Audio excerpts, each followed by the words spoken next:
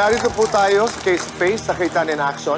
Shami, siya po ang nagrereklamo. Ang inirereklamo po ay ang kanyang ina at ang kanyang asawa. Narito po si Nanay Merly at si Michael. Nanay Merly, Michael, Shami, Ate Pia, Kuya Alan. Hindi actually legal ang usapin dito. Pagka-consenting adults are free to have relationships eh. Ang nakikita ko, yung kulang sa venue to listen to each other and to hear each other. So ang pakiusap ko lang sa inyo the next few minutes, maging open lang ang mind at makinig sa isa't isa. Ang dasal mo, Shami, di ba, sana makita nung mom mo yung side mo. Yun din naman ang dasal mo, Merly, di ba? So baka ito yung sagot sa dasal nyo. Shami, ano ang issue sa'yo? Is it the fact na mas bata si Michael, walang trabaho si Michael, or do you think niloloko ni Michael? Kung hindi yan dumating sa buhay ng ina ko, hindi kami magkakasira ng ganito. Kumuha ka na, wala pang trabaho. Anong ibubuhay niyan sa'yo? Gusto ko may kasama sa buhay. Mahal niya ako at inalagaan niya ako. Asan yung pagmamahal niya? Nakita ko ba? Hindi mo ba nakikita? Kasi bulag ka. Alam mo, kung hindi ko kayo mahal, hindi kayo nabuhay. Since 2006 namatay And na-appreciate ko yun, sobra-sobra. Thankful ako kay God dahil ikaw yung naging nanay ko dahil sa lahat ng mundo ko. Huwag mo kong sisigawan, nanay ako. Kahit na mali ako, nanay mo pa rin ako. Alam mo, totoo lang, masama loob ko. Kasi simula nakilala mo yan lahat, nagtago ka sa akin, lahat kinalimutan mo lahat. Ako, nandyan lang ako sa tabi niyo. Hindi naman kita inaway, kumbaga, ikaw ang muntik pumalo sa akin. Pagtapos mong sabihin sa akin, pinagsisihan mo yung araw na sinilang mo ako. Alam mo gano'n masakit yun? Wala akong nanay simula ngayon. Nadala lang sa galit ko yun. Pero sa totoo lang, mahal ko din kayo. Kahit na hindi mo ako kinikibo, nandyan pa rin ako, palakad-lakad sa harapan mo. Hindi ka ako nagkikipagkibuhan sa'yo. Oo, aminado ako. Alam mo bakit? Ako susurrender sa inyo, nanay. Ako hindi ayoko isipin ko na okay sa akin yung ginagawa mo. Hindi ako susurrender sa inyo kasi ako ang nanay. Alam mo namang iisipin mo. Bakit? Magulang ka, pero pakakatandaan mo na hindi sa lahat ng oras. Magulang ay tama. Minsan nagkakamali rin ng isang... Oo, nagkakamali ako. Pero hindi yun ang paraan para awayin mo ako. Nakasawa ako. Ganito tayo dahil dyan. Kumuha lang ako ng katuwang ko sa buhay kasi minsan pinapabayaan niyo ako. Pinapamukha mo lang na pinagpalit mo kami dyan. Diyan! Yun ang paniniwalaan mo. Sige, siya ang nag-alaga sa akin nung nagkasakit ako. Nasaan kayo nung muntik ako mamatay sa harap ng bahay ko? Nagkataon siya ang nag-alaga sa maganda akin. Yung pakiramdam ko. At inyo dahil ayaw mong tanggapin. Sa tingin nyo ba, hindi ko malalaman? Tago nyo man yan, sisingaw pa ng relasyon meron kayo. O, anong nangyari? Pinanindigan nyo nga, nagsama pa kayo. Nagano lang ako ng konting panahon para maintindihan nyo ako, pero hindi pa rin ba? Hindi nyo pa rin ako maintindihan eh. Kasi hindi ko nakikita ang pagpupursige niya, no? Gusto ko makita, nakatuwang ang magiging bagsak niya sa'yo, hindi pabigat sa'yo. Hindi nga pwedeng magtrabaho kasi may sakit, hindi mo maintindihan. Sana'y kumuha ka ng... Ano pang ginawa ng tindahan na inaasikaso niya kung di niya ako tinutulungan? Na kahit papaano, kahit konting puhunan lang, pinapalago namin para lang may pangkabuhayan kami. Doon ko kumukuha ng pangupa ng bahay, pagkain namin. Anong gusto mo? Hihingi ako sa'yo. May ibibigay ka ba sa akin? Alam kong wala dahil hindi ako pinalaking mayaman. Tanong sa'yo. Nagkakasumbatan tayo ng dahil lang sa lalaking yan. Paano mo tatanggapin yan? Hindi man lang marunong, oy, Shami, kamusta ka? Ganito, akin na yung nanay mo. Wala man lang ganun, wala man lang maayos na paalam. Nakita ko magkasama na kayo. Ano ako, hindi ako tao na nadadaanan nila dyan sa daan. So, ikaw na lang ang tama at ikaw na lang ang papakinggan. Hindi nyo na hawak ang buhay ko kasi may edad na ako. Yun, gusto mo sabihin. Alangan, paghihiwalayin mo kami, nandito na siya. Ano magagawa ko? Mas mahal mo yan eh. Parehas ang pagmamahal ko sa inyo. Ipilitin kong intindihin kung yan ang kagustuhan mo. Pero gusto ko patunayan niya sa akin. Yung makita ko na katuwang mo siya. Yung makita ko na ang babagsakan mo ay kabubuti ninyong parehas. Pagtatrabahuin mo, alam mong may sakit. Hindi ko sinabing kailangan niya magtrabaho. Gumawa siya ng ibang paraan. Ayoko nakikita kita na ikaw yung nagtatrabaho para mabuhay kayong dalawa. Hindi na ako nagtatrabaho. Wala na akong trabaho. Ano pa bang gusto mo? Yung nanay ko naghihirap magtrabaho sa labas ng bahay. Yung asawa, nasa loob ng tahanan. At least nagtitinda sa tindahan, hindi nakaupo. Sige nga, tatanungin kita. Anong gusto mong mangyari ngayon? Kaya mong iwan yan? Hindi ko kayang iwan si Ami. O pala eh, tinanong mo pa ako. Hindi ko Kung hindi mo kaya, yung side ko ang paggagawin ninyong dalawa. O hindi ka magtatrabaho sa labas. Hindi ako magtatrabaho. Sa tindahan lang. Kaya kong palaguin yun. Oh, I see na you're listening to each other eh. But maitanong ko lang, Michael, anong sakit? Sa baga po. Nagkaroon po ng tubig sa baga. 6 na buwan po, nagamutan ako. Pinagpapahinga ako ng doktor. Before this kasi nasa construction ka. Ano po. So nagbawal muna po sa akin ng doktor na magtrabaho na mabigat eh. To be fair, Michael, kay Shami, at hindi siya pabor. Pero sinabi naman niya, patunayan niyo sa akin. Alam mo, Shami, nasagot naman niya kanina yung isa mong tanong eh. Paano mo nasabi na sana hindi na ako sinilang? Sumagot nanay mo, sabi niya, galit lang yon. Pero sa'yo, hindi ko pa narinig na galit din lang nung sinabi mong patay na nanay ko, wala na ako. Ganti ko po yun sa sinabi niya sa akin. Pero you don't mean it, di ba? Ingat sa sasabihin mo. Kasi nakapag-sorry ka na, nandun pa rin yung sugat nung sakit nung sinabi mo. Itong sitwasyon na to, para sa akin, iba to. Yung galit niya, yung iyak niya, dahil masama ang loob niya. Nagulo yung mundo niya. Dahil nawala sa kanya yung nanay na nagpalaki sa kanya. I-share ko lang po sa inyo yung nararamdaman ko din bilang isang nanay. Ang lagi kong tinatandaan, kailangan nila ng nanay. Hanggang sa araw na mamamatay ako, kailangan ng anak ko ng nanay. Kahit 30 years old na yan, kahit 40 years old na yan, I will always be the mother. Ang anak nyo nag-iiyak dahil mukha namang naging perfect mother kayo. Mabigat sa kanya yun, nawalan na nga siya ng tatay. Tapos ngayon feeling niya nalalayo sa kanya yung nanay niya. Sa kaisa-isa na lang niyang nabubuhay na magulang, narinig niyang sana hindi ka na lang isinilang. Number 1, anak, respetuhin mo nanay mo. Pero as a mother, forever anak natin yan. Ano ang pwede mong gawin? Mahal ko naman kayo, anak eh. Kaso lang, sana maintindihan niyo ako. Gusto ko nang magkaayos tayo. Ang bigat sa kalooban yung nagsasalubong kami na wala namang kibuan. Mabigat po sa kalooban ko, kaya siguro lagi akong inaatake ng high blood. Nadadalawa na nga po ang anak ko, ganun pa yung isa. Pwedeng dumagdag lang. Among the other issues, ang hinahanap po ni Shami ay, Michael, ako ang panganay, hindi ba pwedeng formal na pagpapaalam, pagpapasintabi? Kasi it will make a lot of difference. And you say, alam mo, Shami, alam ko, pagdududahan niyo ako kasi bata ako, wala akong trabaho ngayon, pero mahal na mahal ko ang inyong nanay, bigyan niyo ako ng pagkakataong patunayan ang mga bagay na ito. Walang ganun. Ngayon. Kasi parang sabi niya, bilang panganay, ramdam ko yun eh. Panganay ako eh. Sa kanya ka magpaalam. Dumating naman po yung panahon na sinabi ko sa kanya, kinausap ko siya. Kaya lang pinangunahan po agad siya ng galit. Okay, makinig si Shami ngayon o hindi. Kung hindi pinangunahan ng galit, ano ang sasabihin mo sa kanya? Gusto ko nga humingi na pasensya dahil 3 buwan namin tinago, hindi agad namin sinabi sa kanya. Gusto ko nga sabihin sa'yo, Shami, na mahal ko naman yung nanay mo eh. Paninindigan ko naman eh. Sa ngayon, di ako makapagtrabaho. Gagawa ko ng paraan para matulungan yung mama mo. Kamagala, hindi ko naman lulukoy yung mama mo eh. Kahit na malayo yung mag-out namin sa isa't isa. Kasi kanina sabi mo, mas mahal mo kasi siya sa akin.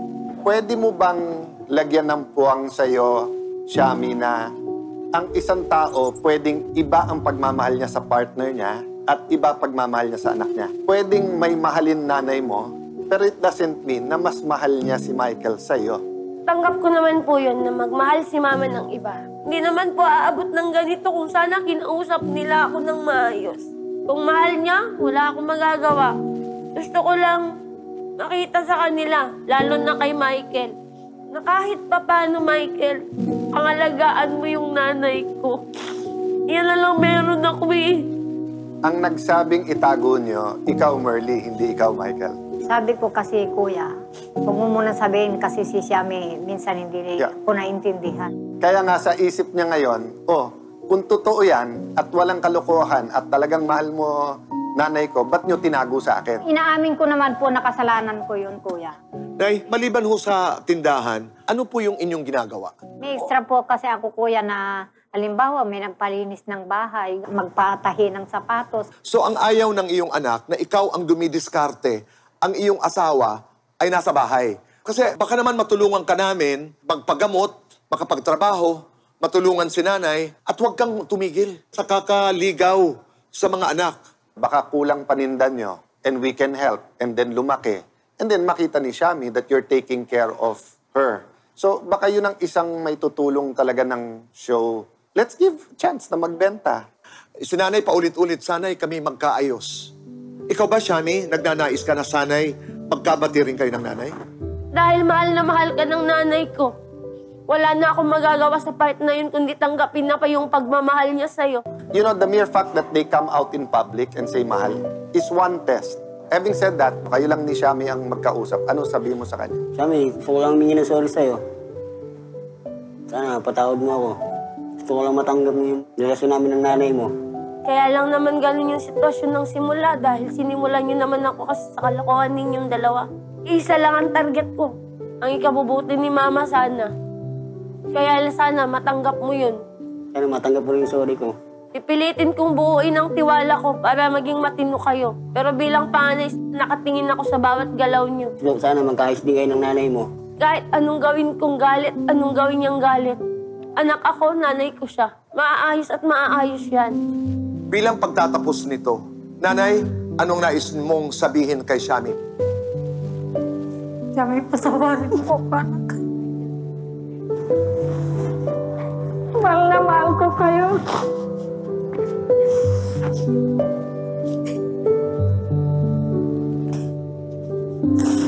Shami? Ma, sorry din sa mga sinabi kong hindi maganda. Sana naintindihan mo yung mga sinabi ko sa'yo. Cliché man, di ba ano sabi nila? A journey of 1,000 miles starts with the first step. So thank you na naging bukas kayo. Di ba sa first step na yan? This is a giant step. So thank you sa inyong tiwala sa amin. Salamat din.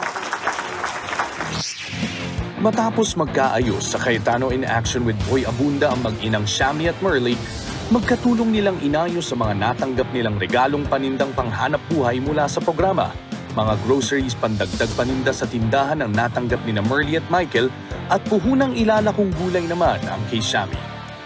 Nadala na rin si Michael ng programa sa isang diagnostic clinic sa San Mateo para mapacheck up nang malaman ang tunay na lagay ng kanyang kalusugan. Sa ngayon, naghihintay na lamang siya ng appointment sa Taguig Pateros General Hospital para sa kanyang CT scan.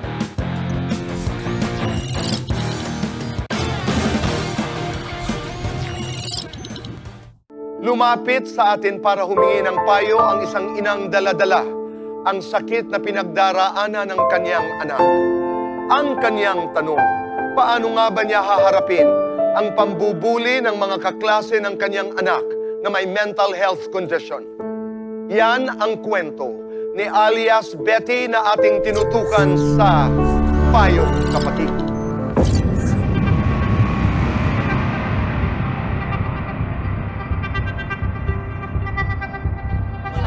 Wait lang. Nabully na ba kayo nung mga bata pa kayo? Ay, yes. Saktong-sakto. Kinukwento ko nga sa kanila kung ano yung nangyari sa akin nung bata pa ako. So, nabully nga kasi ako. Ang nangyari, nung grade school pa ako. Grade school pa. Imagine, ang bata ko pa noon, binigyan ako ng allowance ng parents ko para bumili sa kantin. Tapos ngayon, merong lumapit sa akin na high school, tapos kinukuha yung allowance ko. Uy, pero alam nyo na, digital na yung pambubuli ngayon, di ba? Sa messenger na. Gaya na lang ng Payong Kapatid case study natin ngayon, yung anak niya. Ayun, sinabihan daw ng kaklase na, sige nga, talon ka nga. Tsaka alam nyo, dahil sa message na yun, nagtangkang magpakamatay yung bata. Diba? Ayan. Kaya yun. Nakakonfine na siya ngayon sa mental hospital. Grabe. Ang tanong, pwede bang kasuhan o sisihin yung batang nagpadala ng mensahe? Totoo. Tito Boy, more details please. Tamang-tama dahil ang ina ng bata ay narito ngayon po sa Cayetano in Action para humingi ng payo kay Ate Pia at Kuya Alan. Narito po si Betty.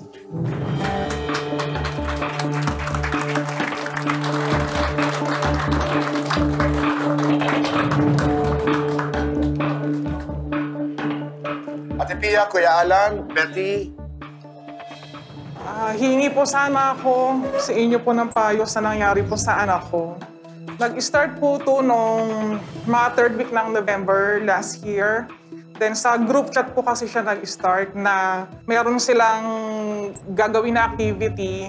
Pero nakakaramdam na kasi yung anak ko na inaasar na siya.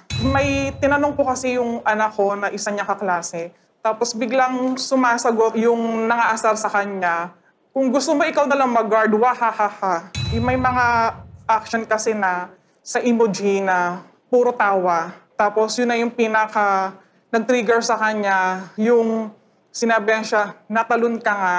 Kasi that time po kasi, nakabootcast po dahil may bali po yung paa niya eh. So sobrang offended po para sa kanya yung nangyari. Then yung nagsumbong sa akin yung anak ko, sabi ko naman sa kanya na hayaan na lang muna yan kasi kailangan, mga bagong kaklase mo siya eh. Mga bagong school yan. So kailangan mo yung emotion mo. Kailangan mo din siya makontrol. Kasi na-diagnose na po kasi yung anak ko ng with bipolar disorder ng year 2021. Pero naging okay po siya as normal talaga siya after po yun. With honors pa nga po siya nung 4th year high school. Matalinong bata po yun. Tapos nag-start lang po talaga nung last year ng 2023. Napapansin ko na po after po yun, nag-iba na po yung behavior niya. Hindi na po siya nakakatulog. Tapos lagi po siyang galit, lagi na po siyang irritable. Then hanggang sa kung ano-ano na po yung naiisip niya, na nag-slash na rin po kasi siya eh. So nag-slash na siya, then yung sa words na talon, iba na yung naging effect sa kanya. Ang nangyari yun, gusto niya daw maghanap ng building, tatalon siya. Ganon. May second floor po kasi yung parents ko. Buti lang na nakita ng mama ko, yung paa niya nakapatong na dun sa terrace. Out of control na po yung kilos niya, na bigla siyang aalis. Gusto niya lang umalis ng umalis. Then yung ang nangyari naman po kasi dun sa may school niya, napag-guidance naman po yung mga nabully sa kanya. Napag-guidance. Paano nalaman ng school? Nagreklamo ka? Nagreklamo po ako. Kasi iba na po yung naging effect po sa anak ko po eh.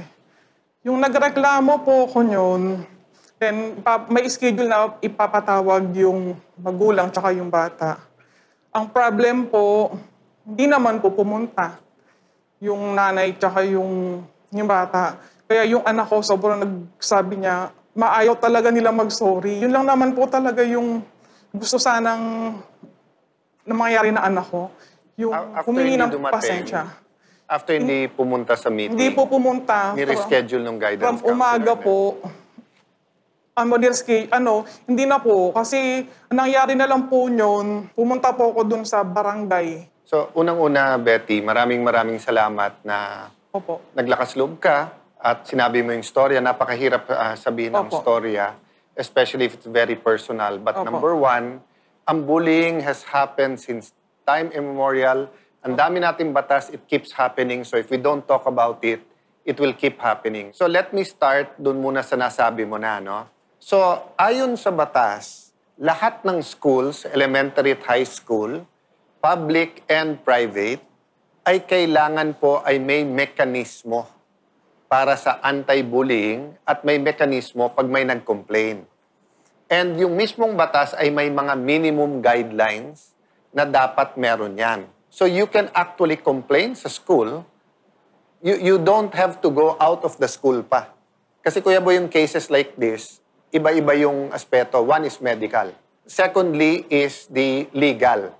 At dun kami magbibigay ng advice sa'yo. At kasama sa legal yung administrative.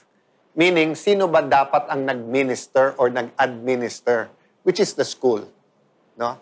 So meaning, kahit hindi mo sinabi yung pangalan ng school, this applies to all schools around the Philippines. The law provides na kailangan meron kayong mekanismo, kailangan klaro yung rules nyo, at pag nag-complain, paganahin yung mekanismo nyo. Ang iwanan ko sa iyo sa legal, and alam ko naghahanap ka ng solusyon.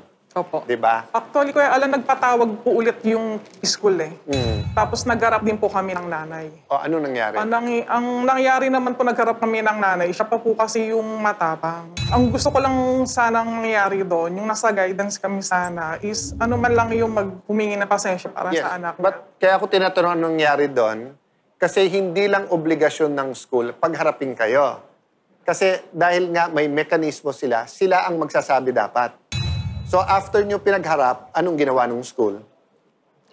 Yung time po kasi pinalabas ako ng guidance, tapos yun ang kinausap, yung nanay. Then pagpasok ko po doon, humingi na po biglang humingi ng sorry. Pero ramdam mo naman talaga na na talagang wala siyang kasing sincere. Kaya, Yeah, but yun nga ang point dito, no? opo. Yung irrelevant kung feeling mo, for me, Opo. irrelevant kung feeling mo, sorry o hindi. But in this case nga, it's the mechanism ng anti-bullying eh. So if it happened once, and it was explained to them, and they will say sorry, nagawa nung school yung obligasyon nila, di ba? Ngayon, kung tingin nilang kailangan nilang disiplinahin yung bata dahil inulit or kinausap na, hindi pa rin siya sorry, di ba? Hindi obligasyon kasi ng school to make you feel na sincere yun eh. I think pag anak, and then may nangyayari, you really want to be mad at someone. At something, at someone, di ba?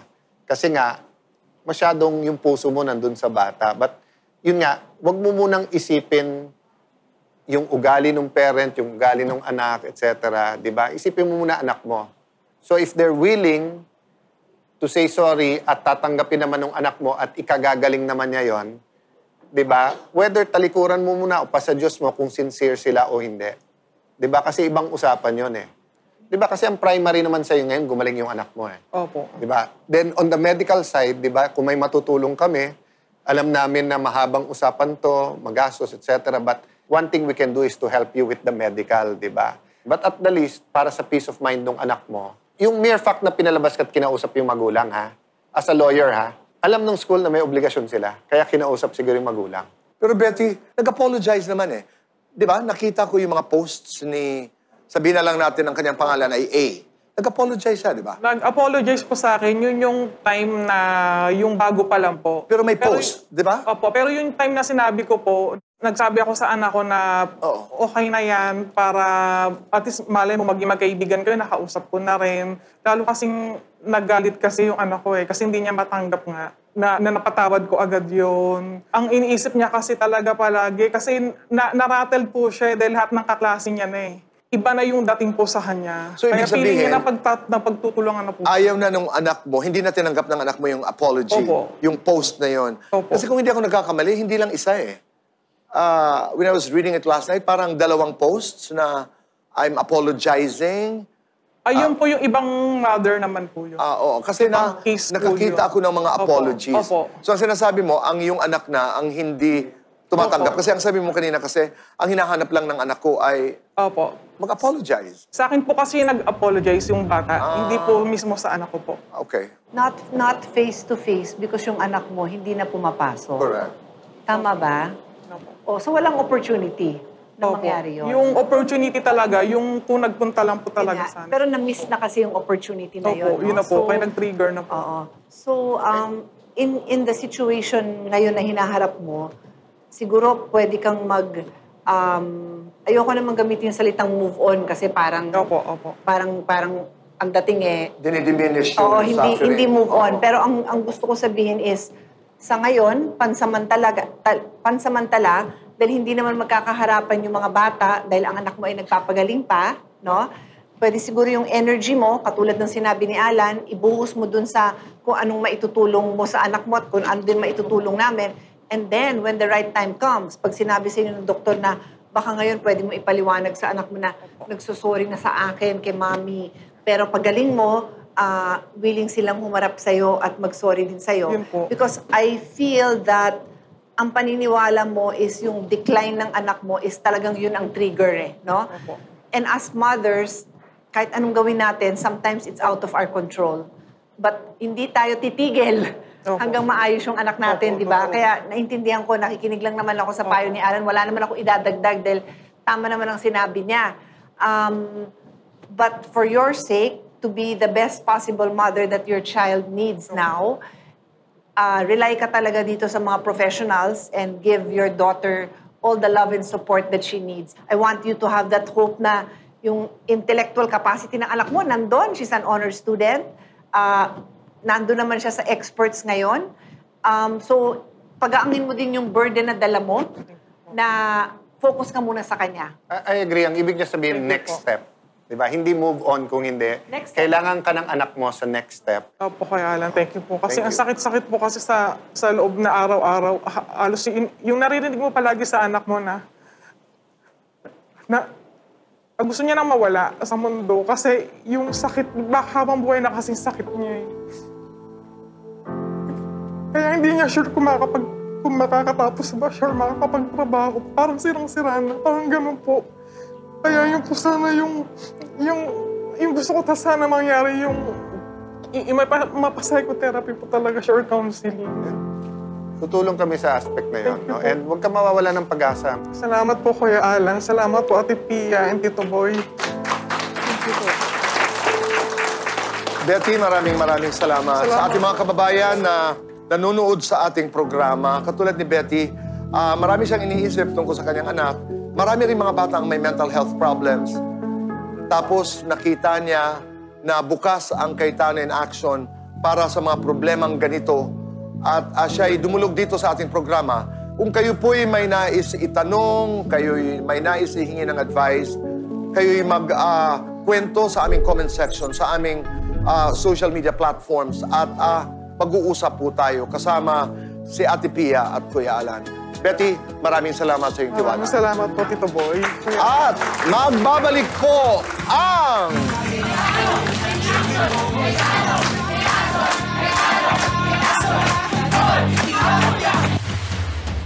Yung mga advices ni na Ate Pia, advices po ni Kuya Alan, ni Tito Boy. Sabi nga po nila na iubos na lang yung energy ko dun sa anak ko kaysa sa iniisip ko kung ano pa bang dapat gawin sa nambuli sa anak ko. After po yun, nakakapag-box na ako ng tindahan kasi talagang gumanda yung pakiramdam ko. Mahigit isang buwan nang nakakonfine sa National Center for Mental Health ang anak ni Betty. Kaya't nang dumating ang good news na pwede nang iuwi ang bata, sinamahan ng Cayetano team si Betty sa pagsundo sa anak. Sa paglabas ng anak ni Betty sa ospital, sasagutin ng Cayetano in Action ang private therapy na kakailanganin ng bata para sa tuluyan niyang paggaling. Maraming salamat po talaga, Kuya Alan, kay Ate Pia po, kay Tito Boy. Sunod-sunod pa po yung pagbibigay niyo po sa akin ng tulong sa financial, then sa gamot. Yung sa therapy ng anak ko, talagang sobrang pinagdadasal ko yun. Kayo po talaga naging instrumento. Paano yung pagmamahal niyo, pagmamalasakit niyo sa mga tao. Kaya sana sobrang i-guide po kayo ni Lord. Sobrang i-guide po yung programa niyo na mas marami po kayong matulungan. Cayetano in Action with Boy Abunda would like to thank Ensaymada from La Luna Cafe. Come home to a delicious tradition. We're located at 103 ML Quezon Avenue, Hagonoy, Taguig. 7.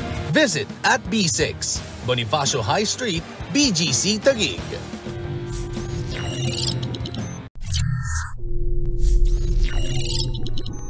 Dito sa Cayetano in Action with Boy Abunda.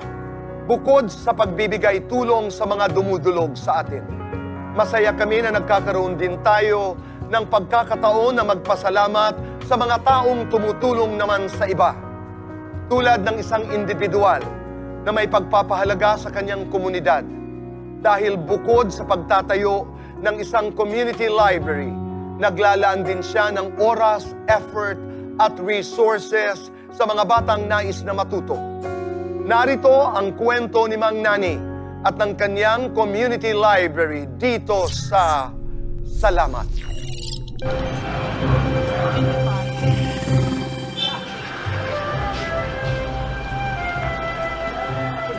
Pinakapaboritong libro ko po ay Anxious People ni Frederick Backman.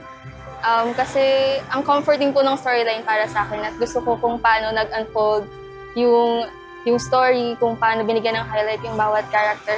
My favorite book is called A Purpose-Driven Life, and it's written by Pastor Rick Warren because it reminds me constantly that we were created on this earth for a purpose, and we're not just supposed to live for ourselves, but we're also encouraged to live for others.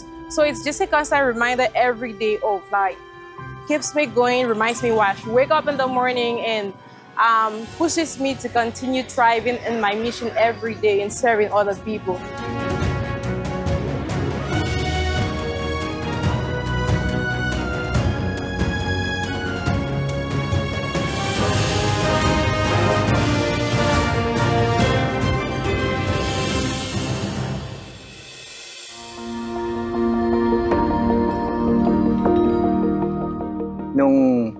nang wala ng laman ng bulsa ko para taguyod ko yung aking pamilya, doon nagsimula ang aklatan. Nag-isip ako na bakit napakalupit ng pagsubok na wala lahat ang naipon ko. So nagtanong ngayon ako kung paano na ang gagawin. Doon sa puntos na pagtatanong ko, kinabukasan, sinagot din yung katanungan ko. Balikan ko raw yung aklat, yung passion ko nung batang maliit ako. So, wala naman akong puhunan para bumili ng mga lumang aklat. Nakita ko ngayon yung 50 piraso na katago. Yun ang inilagay ko sa harapan ng bahay. Nilagyan ko ng signages na makapag-iimbita ng kung sino man ang gustong magbasa, kumuha at iuwi. Libre. Ito'y libre, walang bayad.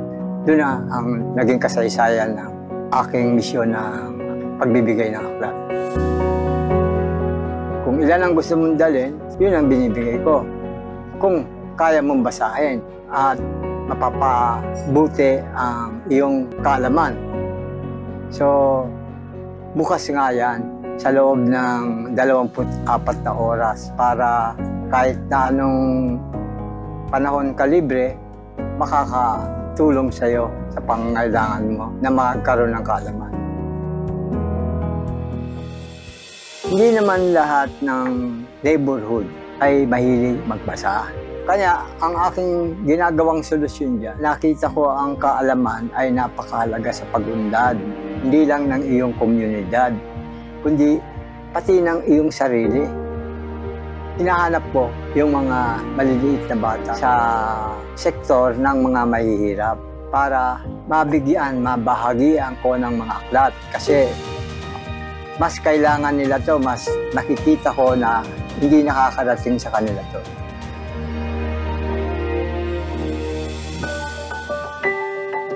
Nagsimula ang programa ko na book walking. Matagal na rin. Ako ay lalabas dito sa aklatan at may pupuntahan, sasadyain. Kung kaya ko rin lang magbitbit ng aklat, magbibitbit ako. Para sa akin po, kaya mahalaga to, nakakatulong siya sa mga kabataan, sa mga estudyante na hindi pa nag-aaral or mga katulad ko na mahilig magbasa about sa mga libro. Naging malaking tulong po para sa akin si Kuya Nani at ang kanyang community library. Gawa ng yung mga anak ko po, dito po sila kumukuha ng libro. Pag may assignment po sila, si Kuya Nani po yung takbuhan ko. Mula panganay ko po hanggang bunso, si Kuya Nani po yung nagsusupport sa akin ng mga libro. Malaki ang naitulong sa akin ng community library dahil naitutulong niya sa mga batang nangangailangan magbasa, lalo na sa mga walang may bayad o maibili ng libro. Nagpapasalamat ako kay Kuya Nani dahil malaking tulong po siya. Higit sa lahat sa mga kabataan at natututo silang magbasa, magsulat. Nagpapasalamat ako kay Mang Nan. Kahit hindi nakakapasok sa eskwelahan, dito sa community library, natutulungan niya ang mga tao na gustong magbasa. Okay, let's go! Tulak-tulak! Tulak-tulak! Ngayong araw na to, tayo ay magbabasa. Mahusay na ako. Mahusay na ako, kaway-kaway. English. Math, isa lang. English, isa lang. Sino ang gusto ng sport? Ako. Ano yan, Gabi? Maraming salamat po sa inyo. May nagpapaabot po ng pasasalamat. Pasasalamat. Meron daw tayong pasasalamat. Sali ka. Sige. Para sabay-sabay. Dear Mang Nani. Ako yun, ha? Balita namin, marami nang natulungan ng community library mo na simulan mo higit 2 dekada na ang nakalipas. Sa panahon ngayon, na binibihira lang ang mahilig magbasa, naglaan ka ng kaespasyo para bigyang halaga ang kaalaman at karunungan. Kaya kasama si Ate Pia, Tito Boy at lahat ng bumubuo ng Cayetano Action with Boy Abunda. Tapos puso kaming nagpapasalamat sa iyo. Dahil dito, marami ka naming imbitahin sa studio upang mapasalamatan ka namin ng personal. Nagmamahal, Kuya Alan Cayetano.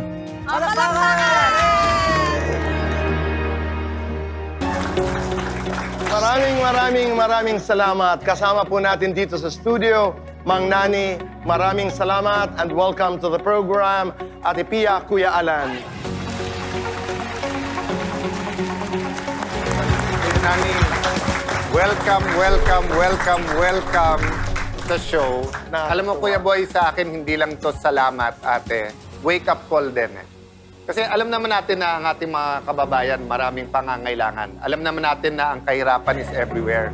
But ang gandang paalala nung sa'yo, Kuya Nani, na grabe ang oportunidad, grabe yung talento, pero meron ba silang gamit or instrumento para ma-grab yung opportunity na yon, di ba? So, tama nga pala. Pero Kuya Nani, may lesson kagad ako dyan, Kuya Boy, ate, di ba? Usually kasi pagka ipit na ipit ka pa at walang-wala ka na, anong hingin mo? Sana magka-resources, di ba? Pera man yan, or sana may anghel na tao na dadating sa'yo na tutulong. Pero si Kuya Nani, sabi niya, nung walang-wala na ako, nung 50 ako, ang hiningi ko para sa mission ko. So yun ang lesson ko for today. Na pag, Kuya Boy, pag kinukuyog ka na talaga, walang-wala ka, stress na stress ka, don't ask for something for yourself. Ang hingin mo sa Diyos, Diyos, ano po ang magagawa ko para sa iba? Sobra kayong inspirasyon, Mang Nani. Ang magulang naming tatlo, ang nanay naming tatlo, teacher. Lumaki ako na andyan ang daming libro. Pareho tayong pangarap na mas maraming bata ang magkaroon ng opportunity. We commit to you sa pag-iikot ko. Sasama ko ulit yan. Parang binuhay mo din yung dati ko pang ginagawa. Actually, sa trabaho ko yun din. Bilang Vice Chairman of Finance, we put funding talaga, Kuya Boy, dito sa mga libro. No? We have book nooks aside from yung sa DepEd. Pero tama kayo, kulang na kulang. And hindi naman kailangan napakalaking bagay. Pwedeng sa tabi ng isang tindahan, sa tabi ng bahay nyo. So, umasa po kayo na we are your #1 fans and we will be supporting you all the way. Maraming salamat, Mang Nani. Mabuhay po kayo. Kanina rin po. Maraming salamat po sa pagpapanayam na to. Ito po ay isang umpisa pa lang to.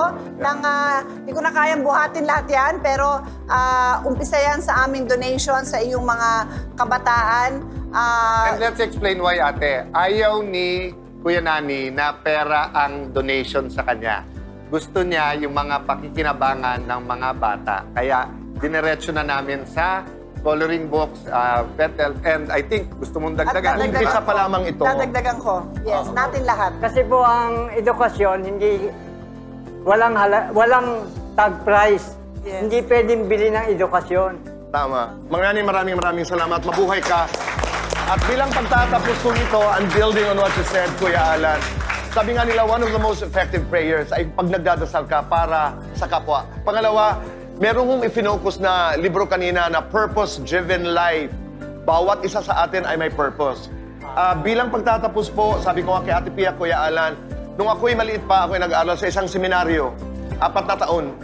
Doon ho nag-umpisa ang aking relasyon, love affair with books. Dahil gusto ko makaikot ng mundo at sa pamamagitan, lalo na sa mga bata, sa pamamagitan po ng mga libro, marami ho akong nakilala ng mga tao, marami ho akong mga lugar na narating, at marami ho akong pangarap na nabuo. Yan po ang inyong ginagawa, Mang Nani. Mabuhay po kayo. Maraming salamat. At huwag po kayong aalis dahil magbabalik pa po ang...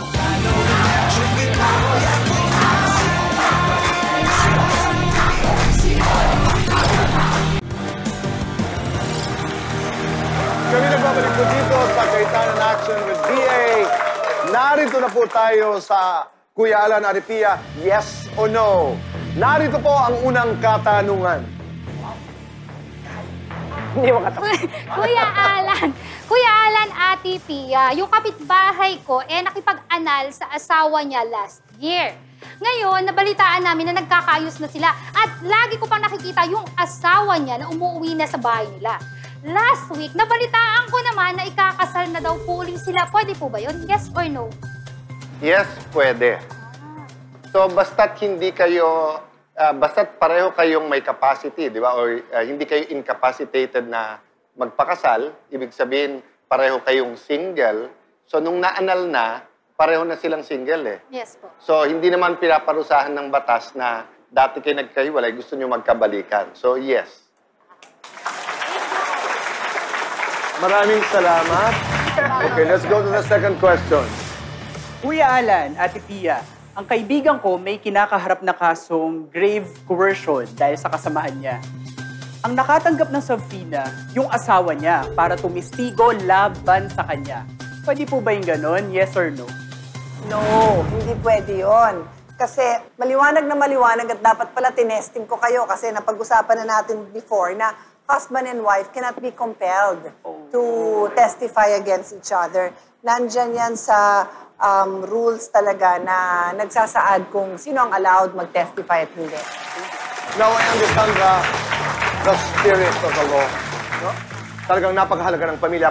Kuya Alan, Ate Pia, maikwento ko lang po. Medyo matagal na po kaming mag-live-in ng boyfriend ko. And we're both of legal age. And pareho naman po kaming single when we started the relationship. And I can say, happy naman po ako in the relationship. So, syempre, eventually, we were able to, nakapagpundar po kami ng kahit papaano lupa. And doon po kayo nakatayo yung bahay namin. So, yung lupa, nakapangalan po yun sa kanya. Ang question ko po, meron po ba akong karapatan doon sa lupa? The answer is yes, may karapatan ka. Ang napaka-importante na facts, no, sa situation mo ay may legal capacity to marry kayong dalawa. Walang hadlang. So, nung nagsama kayo, walang hadlang. Katulad nga, may ibang asawa, walang ganon. So, the law considers you na para namang mag-asawa and therefore, yung sweldo nyo while you're living together will be shared equally. And then, kung may property kayong, like sinabi mo, napundar, you are governed by co-ownership. Sa madaling salita, hati din kayo doon. So kung ano yung na lahat yon na magkasama kayo, hati kayo. Ang presumption is same yung effort nyo na habang nagtatrabaho. Regardless kung same. Kasi the presumption is same ang contribution nyo. Pero dun sa mga nanonood, it's always safe na maganda accounting nyo at nasa pangalan yung dalawa. Bakit? Okay. Paano kung niloko ka? I'm not talking about you and yung sinasabi mo. So, halimbawa, meron si Maria at si Pedro. Sinabi ni Pedro, single ako. O, hati tayo, nabili mo yung lupa. Later on, lumabas, may asawa pala si Pedro. Hinahabol ngayon. So, sa batas, kung actual na nag-contribute ka, mababalik sa'yo yun. Pagka hindi actual na pera, halimbawa yung housework mo, hindi makakount yun. Wala kang parte doon. Paano ko sabihin ng asawa? Hindi, zero kinontribute niyan. Tapos wala kayong dokumento na sa pangalan lang ng lalaki, problema ka. Kaya maganda yung tanong mo at yung sagot ko nga sa mga tao, magtanong kayo bago mangyari sa abogado para protektado nga kayo. Thank you so much. Kuya Alan, Ate Pia, so meron po kasi akong friends na hindi naman po sila kasal, pero they're living together for 6 years na. And sabi po ni Guy, hindi naman daw po nila kailangan ng marriage license. Well, sabi ni Girl, na kailangan daw po nila ng marriage license. Tama po ba si Guy? Yes or no? Kung 5 years at wala silang disqualification, so for example, 5 years, pareho silang single, pareho silang nasa edad, hindi na nila kailangan ng marriage license. Okay? Pero, kapag halimbawa, nagsama sila, 15 pa lang si Guy, or 16 pa lang yung girl, di ba? 5 years from the time na nagkatamang edad sila. Hindi from 16. O kaya halimbawa, nung first year nagsama sila, may asawa pa yung isa. And then either na-anal or halimbawa nabiyudo o nabiyuda siya. Hindi counted yung 1 year na magkasama sila. So, in general, sa tanong mo, 5 years nagsama at walang balakid na sila ikasal, yes, hindi na kailangan ng marriage license. Thank you po. Maraming salamat. Ayan po ang dami natin natututunan dito sa Ate Pia, Kuya Alan, yes o no. Sa mga kwentong nasaksihan natin ngayong gabi, sana'y muli tayong paalalahanan. sa kahalagahan ng pagpapanatili sa mga relasyon sa buhay natin.